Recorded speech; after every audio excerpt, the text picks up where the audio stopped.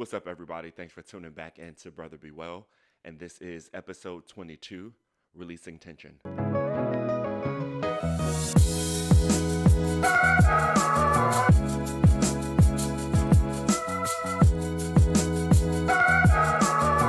Thank you guys for tuning in to another episode of this podcast. Hope everybody's been good and absorbing this April energy and getting ready for the summer and all of the Mayflowers that you guys should be working on this week. And I really feel like this month and this season in my life, I've really been very aware of the things that I need to release, let go of, come to terms with, accept, have no animosity towards it, but really just kind of process and let go. And I know in the last episode, we talked about the power of releasing and positive affirmations. And this week, I was at work and I was thinking about something and just kind of kept going through my mind and going through my mind and going through my mind. And I know when I'm stressed, my shoulder, there's like this pain in my shoulder, my neck that I get always on this side. And I was talking to my friend, and I was like, I probably need to go home and just stretch and let out some tension and release, just let my body just kind of depart from that negativity. Because what I've noticed is that like our bodies I feel like we're designed like memory foam, right? Like we hold on and remember things that we experience, and when we kind of repeat those thoughts and those fallouts, those interactions, those experiences, we're reliving that stress, and our bodies don't know the difference between what we're thinking and what we're actually experiencing in that way, right? In regards to living in traumatic imagination, let's call it that. Our bodies can't tell the difference. So we tend to harbor and hold on to a lot of stress, and it's not good for you at all. It's not good for you at all. And one thing that I think me and my therapist over the last few months have really focused on and kind of gave praise to, sorry y'all, this tea is really good, is my sense of self-awareness. And it's taken some time. It hasn't been an easy process. It didn't happen overnight, but I will always check in with myself to just assess, what am I feeling? Why am I feeling this way?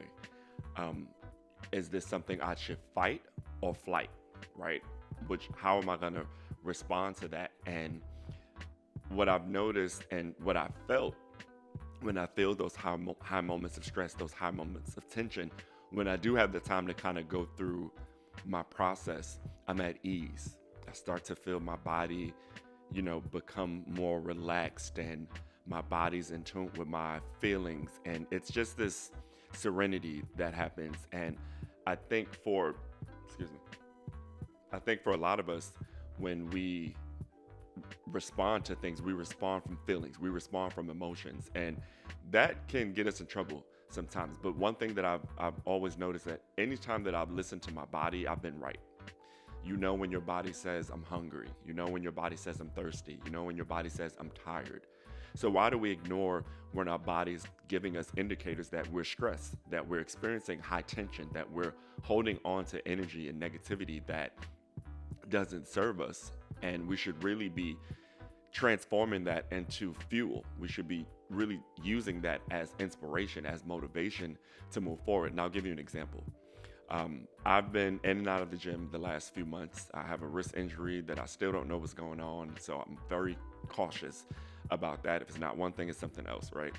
And I was doing this program I had came up with, and I knew it was going to be kind of intense. It was a circuit, 4 rounds, 12 to 15 reps each exercise, straight, nonstop, no rest. And I probably got to the 3rd round, and I'm burnt out at this point. It's 6 in the morning. I always work out in a fasted state. It just feels better to me that way, and I do feel stronger. To each its own. Whatever works for you, works for you. And by the time I got to that 3rd round, I'm just like, yeah, I feel like I'm burning out. And I don't know about y'all, but I remembered something that happened to me. I remembered a certain interaction I had with someone that really made me feel some type of way, and I tapped in. Like I I, I almost it's almost like a reservoir of potential energy you can use, because you get mad all over again when you start thinking about what happened. And it's not that I didn't let go. It's not that I didn't forgive the person. It's not that I didn't forgive myself, right? Because oftentimes when we move on, we forgive the other person first, but we haven't forgiven ourselves. I forgive Darrell. I always forgive Darrell, even when I don't want to, and I know I should. I forgive Darrell. And when I tapped into it, that was it. Like I literally, like, I did my 4 sets, but like I had enough drive to do a fifth set. I didn't do it because it would have been overkill. But in those instances, that's when we should be tapping into our stress. If it's still, lingering around, use it as positive energy to produce a result. Don't let stress just sit in your body, y'all. It's not good. Don't let tension just sit in your body. I want us to really be in tune with what we're feeling in the physical and how to address it, to release it. Like don't just harbor these things, and because you become bitter, you become jaded, you become so detached from your physical and your mental and your spiritual and your emotional, because you have all of this stress on you. And how does that benefit you? How does that help you visualize and move forward towards your goals and creating and designing the person that you know that you want to be? We got to be intentional about our thoughts. We got to be intentional about our behaviors, and we have to be intentional in the things we feel with our body. Don't ignore your body. Don't ignore your gut instinct. Don't ignore when something feels off and your body is saying what you need or what you don't need. Pay attention to that. Be in tune with that. Be so connected and developed in your space that you know instantly, okay, I feel this way because of this. Okay, my body needs this. Spirit needs this. Mind needs this. And your entire life will change. I am not perfect. So don't think, and I say this all the time, that because I'm doing this work that I have it all figured out. I still have days that are tough for me. I still have weeks that are tough for me, but I'm a work in progress. And every time I see growth, whether it be something very, very small or something really big, it's still mine, not only to own, but to recognize and to celebrate. I'd rather slow progression and slow growth than no growth at all. I don't know where I would be if I was still holding on to stress factors and things that affected me 5, 6, 8, 10 years ago, or how my body would look and feel if I didn't know how to process that. So, what are some ways in which you can release stress? Meditate. I Meditation is tricky for me because I always fall asleep, which means I'm relaxing myself. Prayer always works. Those two I find go hand in hand, because at any given moment I can just stop and focus on something. I can just stop and get in my thoughts and be grateful and express gratitude to God, to the higher power, to the universe, whatever it is you identify with. Those two are always my go-to. Stretching is so important. Like, I don't think people understand, like, just how by design our bodies are really machines, our bodies are really mechanisms, and it requires maintenance.